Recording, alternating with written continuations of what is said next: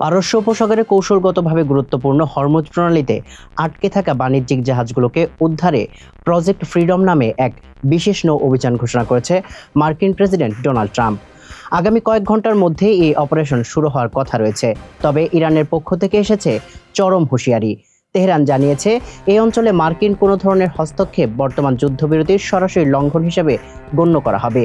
এ নিয়ে জানাবো বিস্তারিত।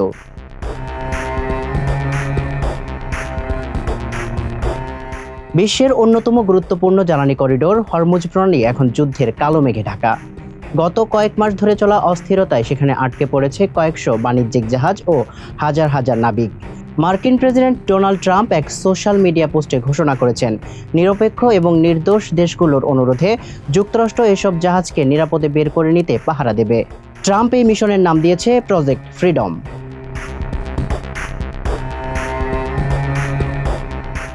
প্রেসিডেন্ট ট্রাম্পের দাবি এটি একটি মানবিক পদক্ষেপ। তবে সেই সঙ্গে তিনি কড়া হুঁশিয়ারি দিয়ে বলেছেন, এই প্রক্রিয়ায় কোনো ধরনের বাধা দেওয়া হলে তার বিরুদ্ধে কঠোর সামরিক ব্যবস্থা নেওয়া হবে।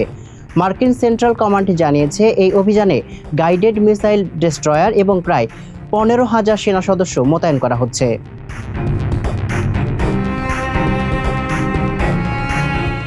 অন্যদিকে ট্রাম্পের এই ঘোষণাকে ভ্রান্ত এবং উস্কানিমূলক বলে প্রত্যাখ্যান করেছে ইরান।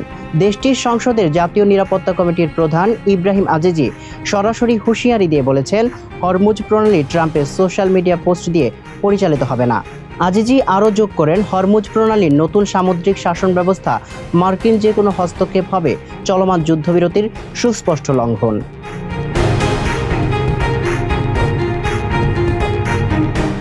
বিশ্লেষকরা বলছে, বিশ্বের 20% জ্বালানি সরবরাহ এই পথ দিয়ে হওয়ায় সেখানে নতুন করে উত্তেজনা বিশ্ব অর্থনীতিতে বড় ধরনের অস্থিরতা তৈরি করতে পারে। একদিকে ট্রাম্প একে মুক্তির মিশন বলছে, অন্যদিকে তেহরান একে দেখছে তাদের সার্বভৌমত্বের আঘাত হিসাবে। সামিউল ইসলাম, মানবকণ্ঠ।